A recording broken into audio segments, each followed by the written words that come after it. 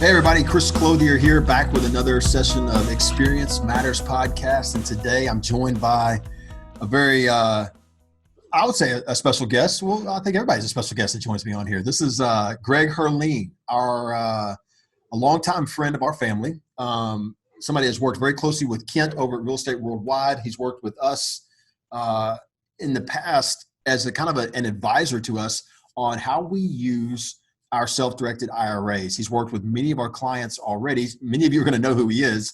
But for some of the listeners, this will be a first time. So Greg is fixing to join me here live. Before I get him on, I want to say one thing. Now look, when I bring somebody like this on, this is not legal advice. This is not investing advice. This is not advice on how to use your IRA. Make sure that you consult with an attorney, a CPA, all of the licensed professionals, a financial advisor that you need to consult with. Make sure you're getting good, sound advice. What we're sharing here is my own personal experiences. Any of my guests that are on that are licensed like Greg or own a company like this, they're going to be sharing their personal experiences. He will be giving it, talking about, kind of his experiences within his company. But again, for you guys, the listener, make sure that you do seek out a professional before you make a move. Because this is not to be misconstrued as legal or financial or any other type of advice. This is experience, all right? And as we all know, experience matters. So, guys, I'm going to go ahead and grab Greg on here. We'll get started with today's recording. All right, Greg, how you doing, man? Doing good, Chris. Thanks. Thank you for joining us here today. I just introduced you to our audience, but there's no way I did it justice. So why don't you just share with all of our audience real quick a little bit about yourself and how you got started in the custodian, the self-directed IRA kind of arena? Yeah, no problem. Well, look, I never thought I would be in the trust company business. Frankly, it sounded really boring to me when I first learned about it. So I was surprised that I'm so much in love with it now, and it's thriving, and it's just, to me, it's one of the most unique things out there. So really, I first started in real estate. I was flipping deals. I flipped probably about 60 deals when I was between 23 and 25 years old. Was getting in the real estate world, was looking for money. I was trying to find, banks weren't lending me the money I wanted. I was looking for any kind of money I could in real estate, buying, flipping, residential, commercial. And I just was getting pretty good at real estate, but my main focus was finding money. And I quickly learned that there was an asset out there that I could use to help fund my deals, which was IRAs. And so I kept doing more and more deals with other people's IRAs. I'd either partner with their IRAs, or I would, or they'd lend me their money with their IRA. IRAs was, someone had taught me this concept, and I just kind of jumped all over it. And the concept, just real quick, for those of you who might not understand, is an individual can have a retirement plan, specifically an IRA or an old 401k or SEP or Roth IRA, and move their IRA account over to a trust company like mine, Horizon Trust Company. You can move it over to a trust company and then invest it in kind of whatever you want for the most part, which was the crazy part for me when I first learned about it. So, of course, you can invest in the typical market, this markets and S&P indexes, equities, etc. But I learned that you can invest in individual deals. And so that was what was so unique. And so as I did that, and I taught people that, the more I taught people that, the more interest people had in giving me more and more of their money or other people referrals in investing in my real estate deals. And so I just got really good at explaining it to people. And lo and behold, I started using other trust companies. I'm not going to mention their names because I don't want to make them look bad, but they just were terrible. Their service was terrible. I was trying to close on a deal, and I tried to get the money rolled over to their company to fund my deal, and they missed the deadlines. Their customer service lines were long. And so I was like, I'm going to start a trust company and purely for selfish reasons. I want to start a trust company for my own deals. Yeah. That's how I got into the trust company business about 15 years ago. And that's not true. 14 years ago. It was about 3 or 4 years after doing real estate. And ever since then, I started doing less and less real estate and more of the trust company. And now to this day, I do a handful of my own deals, probably between 2 and 5 deals a year, typically commercial deals. But primarily, all I do is focus on our trust company. We've got a big staff. So anyways, that's how I kind of backwards fell into the trust company business. I'm gonna come back to those deals in a second, but I just want to touch on two things real quick. So you started investing in real estate 23, 25 years old as a young 20-year-old, buying, fixing, flipping. Is that what you were doing? I did, yeah. Wow. I got an 18-year-old who's graduating high school today. So I am, and he wants to be a pilot. He's going to be a pilot, but he's got some interest in real estate. So it's, he and I've been talking, I've been sharing with him stories that, about people in their young 20s. And here it is right here. I'm having a conversation with somebody that started figuring out how to buy, fix, and sell real estate at that age. Cause it's really not, there's no secret to doing real estate transactions. There's really not, right? You just gotta work. It takes work. Everyone thinks they can just read a book or something and then, like Google stuff online, but it just takes a lot, it takes work. Yeah. There's a lot more to it than walking up in front of a house with a sold sign or a for sale sign and buying it, putting paint on it and selling it. Right. Yep. So the other thing that I heard that I thought was kind of fascinating there. We'll touch on it just for a second, because that's a major pain point. I mean, all of us who have ever had to deal with with a self-directed IRA company. Again, no names, and we don't have to mention names. It's just been a major pain point has been how to get the process to flow. I mean, how do you, because so few that have their accounts actually understand how it works. And then so often the way it's explained, it's supposed to work, breaks down. I mean, you know what I mean? Like, how do you get money out? How do you get money in? How do you get it transferred? How do you get things funded? It feels almost like grinding your teeth together at times. That's been my experience over the last 10 to 15 years. But with you guys, it's just different. And but I find that fascinating, because for us, customer service was everything. We always tell people we're not a real estate company, we're a customer service company. How do you kind of describe you guys at Horizon? Well, not to steal it from you, but I mean, precisely what you said. And let me explain a little bit further is all trust companies can do pretty much the same thing. My license is the same as everyone else's. Now, there's not very many of us, frankly. There's about 15 legitimate good trust companies in the country. That's not very many, but we all have the same license. Really what it comes down to, in my opinion, what separates us from our competitors is we are still boutique-like, where actually someone could Facebook message me or send me an email. I got some big relationships where they'll even text me and be like, hey, look, I got a client working through, and I can quickly, we're nimble. We got 30 employees. We got about 10,000 accounts. We're nimble. We're quick. We're boutique-like, where you're not going to wait for a very long time to get something processed. And time is money for us. And so even though we're all licensed the same way, if you're trying to close on a transaction, and let's say that transaction is going to make you a 10 or 12% annual rate of return when it's all said and done. Okay. Call it 12 because it's easy. And the transaction that takes place for you to get your money to us and then get the money deployed at closing to closing the property. Let's say that whole process takes you 4 to 6 weeks, which is 4 to 8 weeks is typical industry standards. 4 to 8 weeks is 1 to 2% of interest that you gave up. Okay. Yeah. So let's say on a $100,000 investment, that's $2,000 just because a trust company kind of sucks at what they do. So what we do is, and I'm proud of this, is our process time of getting an account set up is between 12 days and 21 days. So and the only reason why it goes 21 days is if the client is not responding to our emails and our phone call. Yeah. So on average, I'd say we're about 2 weeks. And so really we're saving you 1 month, maybe more. So that's 1% on a $50,000 account. That's $500 we're saving you. On a $100,000 account, it's $1,000 interest. So time is money. And so we are, we all can do the same kind of thing. The way we help you fill out the forms, the way we help you with the process, and answering questions as you get into these unique alternative assets, we're really good at that. And so that's all. We're just better at service. I wouldn't say we're, obviously flawless. I like to say that we do what we say we're going to do, and not much more, just to be honest. But most companies can't even do that.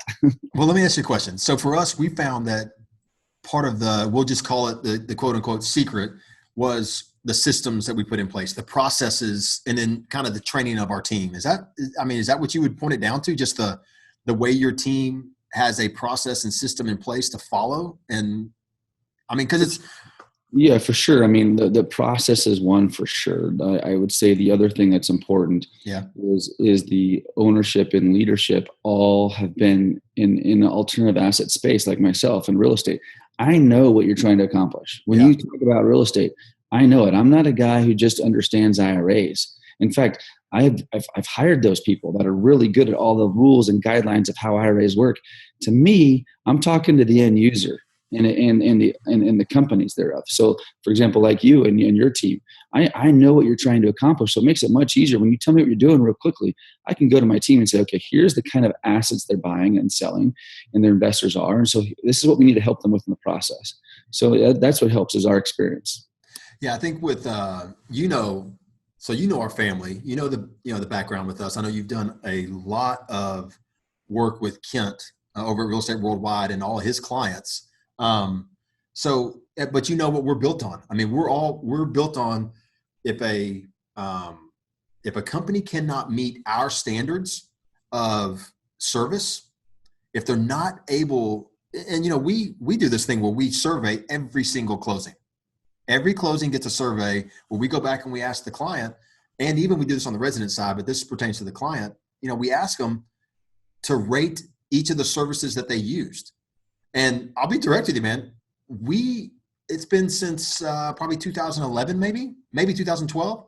In the last 8-9 years, we haven't done anything like this with a custodian. We haven't done anything like this with any service provider in this self-directed IRA world, because to be frank, before we started, working with you guys at Horizon, we hadn't found anybody that we wanted to tell anybody about. It was, we would work with obviously whoever somebody was working with, but man, and again, I'm not knocking anybody that's out there. This isn't a knock on any other companies. Everybody is who they are and what they do. It's just, we care a lot about our reputation and where we stand, and the way somebody experiences that company. It matters. It matters. Going back to the name of the podcast, man, experience matters. What kind of experience is that person going to have? So, well, I get where you're coming from. There's clothier in you, so I know you don't mind once in a while knocking it up a little bit because I know the clothier in you has some of that in you, and it's really too bad, because a lot of these companies in general, the reason why you haven't probably worked with directly, like with too closely with trust companies like mine or other vendors, is because if they don't provide the same service as you do, they are a reflection of you. And I understand that. That's why I got in this business, because I was like, when other trust companies, I referred them business to roll into my deals. When the client would fill out the paperwork and had a bad experience, they thought my investment was bad. Right. And it had nothing to do with me. Right. So that's what's happening I think to probably you and a lot of other people as well. Yeah. And let me tell you, you nailed something early on. I knew that you invested in real estate, and I want to ask you about some of the deals that you're doing right now, but I didn't know that you had started as an investor. I mean, that's even something that I knew, but it makes perfect sense now. And even though real estate's not the only thing you can do with a self-directed IRA, I think it's really important to point that out. You said that earlier, you can invest in almost anything, and we'll touch on that in a second. But, for real estate investors themselves, it takes somebody that's been there. It takes somebody that understands the pain points. And as you just said, the 1% loss over a 30-day period is massive. And so let's talk real quick, man, because I know that you're doing some big stuff now. Is that right? I think I don't reflect enough on what I'm on, what I'm doing. I feel like I do it now every day, so it doesn't feel as big anymore. But yeah, we've done a lot. Right now we're doing a couple big developments, but I flipped 18 hotels. I never thought I would do hotels, and that's small. That's only 18. I mean, I don't know. Apartment complexes, but we do some real estate development as well, where we go in and buy the land, and we get pads ready and sell it to end users and things like that. So it just depends. I prefer doing a little bigger deals. There's obviously more opportunity, and the same amount of work there isn't a big deal as in a small deal. So, but we still do. I still do some flips once in a while. Not a lot. I'd say I probably do, a couple flips. We do some buy and holds on commercial. I know you guys do a lot of buy and holds on residential. We do more when I say we, me and my partners do a lot more buy and hold commercial. Yeah. So let's talk real quick about residential real estate with again, with where we focus. So you've got, I guess my point in asking that is that you've got experience with scale. You understand numbers. You understand being able to use leverage to be able to help get deals done. So let's talk a little bit about a self-directed IRA and some of the things that can be done and cannot be done with, and let's bring it back to residential. So somebody can own outright a piece of real estate inside their trust account, correct? Yeah, you can own, you can buy real estate in your IRA, any kind of IRA, by the way. The only IRA that we really can't roll over to our trust company is a current 401k, meaning if you are still employed at somewhere and you have a 401k, you can't roll that over to us. Almost every other kind of IRA you can roll over to us, and then you can invest in real estate. But to answer your question a little more specifically, you can't invest in a vacation property. You can't invest in when I say vacation property, for you to use.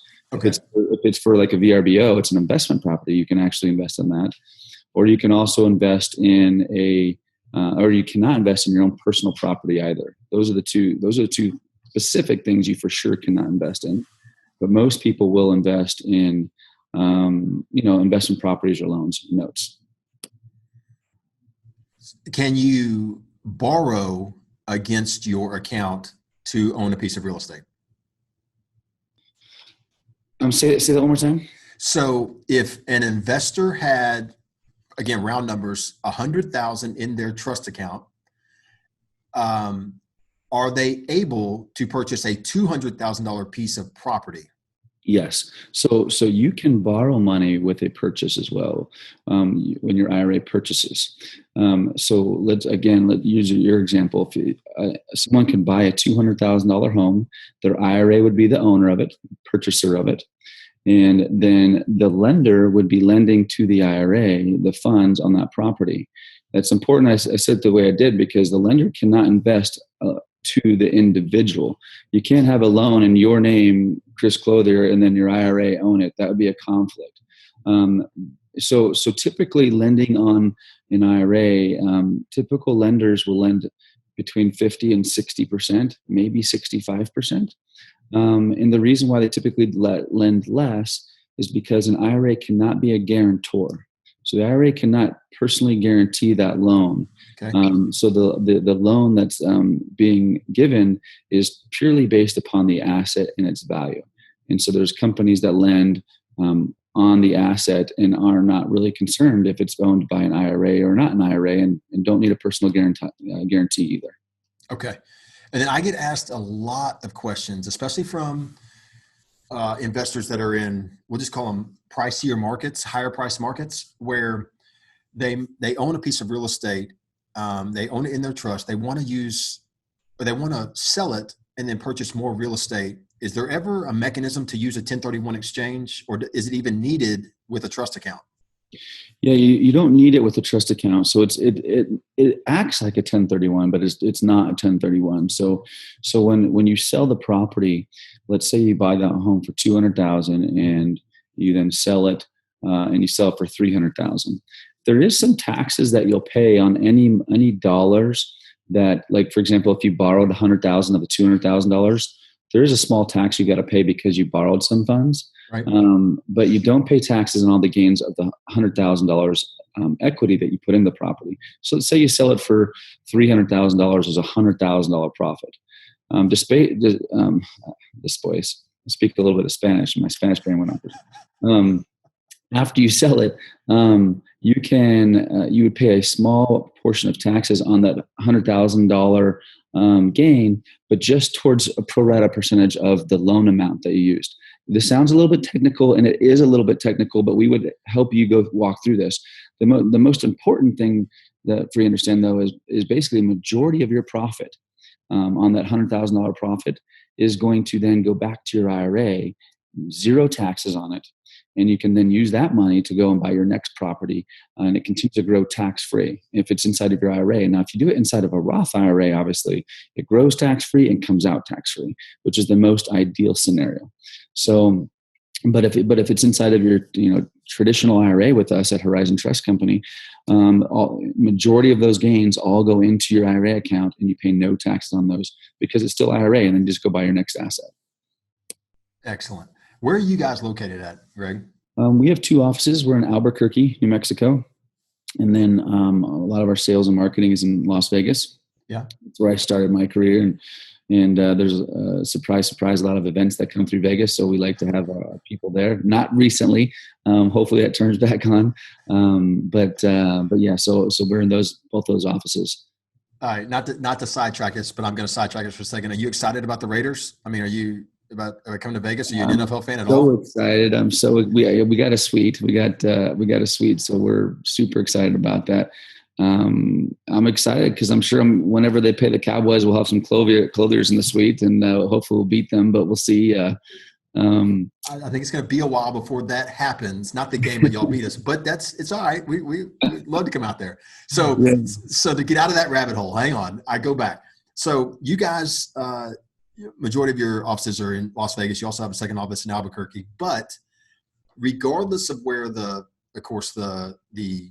investor lives or the property owner lives, they can use your company on transactions in all 50 states, right?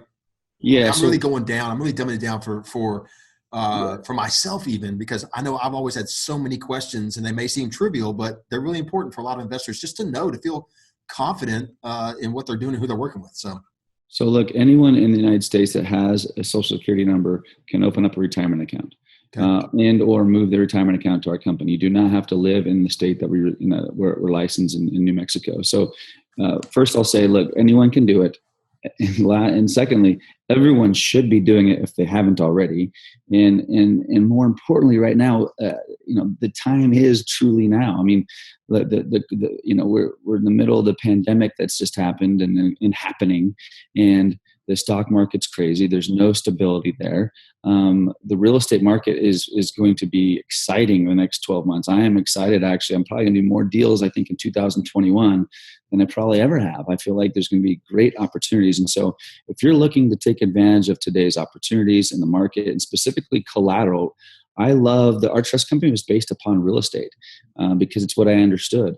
And understand still today. And so I foresee just a huge opportunity in getting the real estate market now. And let's talk about that for a second, because I want to define opportunity for anybody that's watching right now the way that I define it, or at least help people understand the way I define it.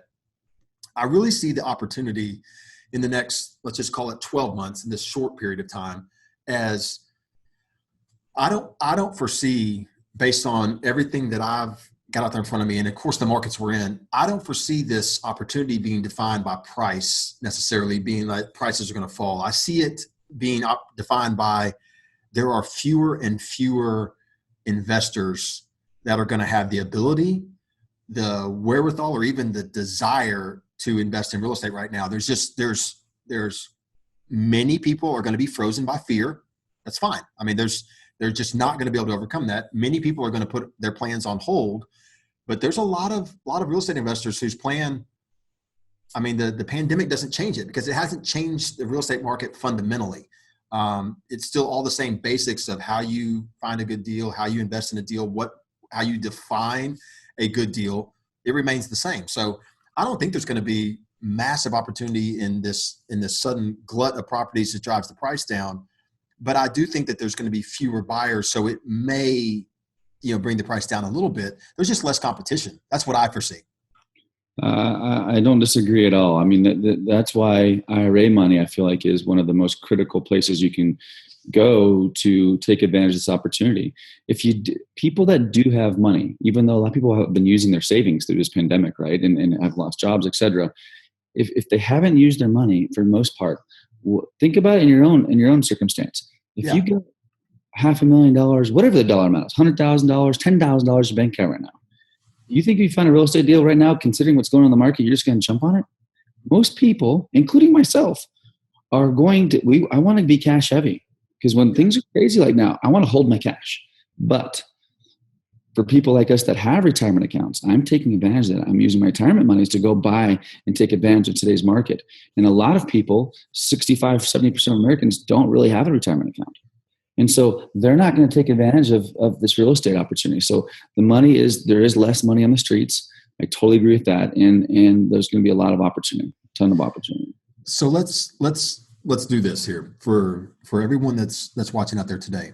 How easy is it to, let's say they already have an IRA account? Because correct me if I'm wrong, there's a lot of, I think, universally in the United States, there's a lot of money that is in accounts today that's it's not being utilized, right? It's safe, but it's not being used. It's not earning any type of return. Am I correct in that? I mean, I've heard some crazy numbers in the past. Yeah. I mean, there's a lot of idle money sitting making no money right now. Yes, sure. It's safe, but it's not being used at all. It's not keeping up with inflation. Yeah. Good point. Call it safe as you want it. It's being eaten away, one way or another.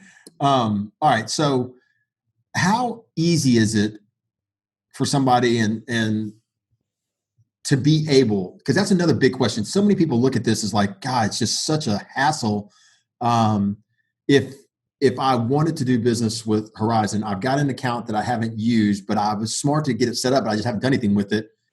How do I want to get with somebody that I feel like has a better grasp on who I am as an investor, somebody that understands real estate, understands customer service, is going to give me the good kind of service I'm looking for. How easy is it to transfer over? Is that a painful process? Well, it's easy because we make it easy. Our competitors make it really difficult. So basically it takes a 10 to 15 minute conversation. So what we like to do, if someone says, hey, I want to learn more about what Chris was talking about, they'll email us or call us. We'll set up an appointment, 10 to 15 minutes long. Ask them kind of what they plan on doing with their retirement accounts, what kind of assets you're looking at. We'll talk about what's the best kind of IRA for them. And then we will then ask them the 10 or 15 pieces of information, name, address, the simple things. So we will pre-populate out those documents because the documents themselves can be daunting. If most companies will say, fill out the application. Yeah. They send you 10 pages. It's a little bit confusing. Which boxes do I check? We help check all those things. Then we email it out to you so you can just review it, sign it, send it back to us. Once you get it back, we then help get your account funded. Meaning, if you have a retirement account, let's say at Schwab or Fidelity or Equity or somewhere, and we will then send those documents and call that company and let them know that you've requested those funds to be sent to us. And so we are actively calling to get the monies to arrive over to us rather than just sending out the forms and waiting for them to, when they get on their time schedule, get back to us and send the money over on your behalf. And so we're all over the money process. That's why that's one of the things that we're really, really good at besides filling out the form. So, and I just heard something interesting. And this is just a fact of this process. If somebody currently has an account elsewhere, you make the process easy, but there's still a third party involved that has to take an action to get the money transferred over. Is that right? Yeah. So they have to release the money and send it to us. And so we make that process simple too, because some of you listening to this might be like, look, well, that's my friend or my buddy's my financial guy. And so what's nice about it is we handle all that. We send out a form and then we call we know all the right numbers to call. So if you're a Fidelity, we don't call your Fidelity regional office. We have their main office. We have a desk that we call and we get the things transferred very quickly. A lot of times we'll get a transfer within 3 to 4 days. Okay. Unheard of for a lot of different trust companies. That's awesome. And I know that. All right, so I'm going to put out. This is going to be hosted on, of course, the Experience Matters podcast page. This is going to be hosted on our blog, and we're going to share it through a lot of different places. But everywhere I'm going to put this out there. I know that you guys have some other information. Some of our listeners here, they may want to read a little bit more about the self-directed IRA process. Some that may not have an IRA already. Others may just want to do kind of some of their own research. So we're going to share all of that with them on our page, okay? On how they can come to, and it's, Greg, I don't think we've said the name yet. Have we? I think I might have slipped and said it once or maybe twice, but Horizon Trust, yeah. All right, so Greg Herlean with Horizon Trust. I'm going to share all that information on our page. And I know that you and I had talked because, of course, you host our accounts. I know you've done a lot of work with Ken at Real Estate Worldwide and for some of his clients, and you have mentioned in the past, and I don't want to use this as any type of a sales draw, nothing along that, but you've mentioned in the past that for REI Nation clients, those that are, as you just said, they know the paperwork is daunting. Maybe they're not 100% sure what they can use, what they can't use, and they want to get connected to a good service, trust company, somebody that focuses and values relationship. You've mentioned that maybe doing something for them because they're REI Nation clients. Was that right?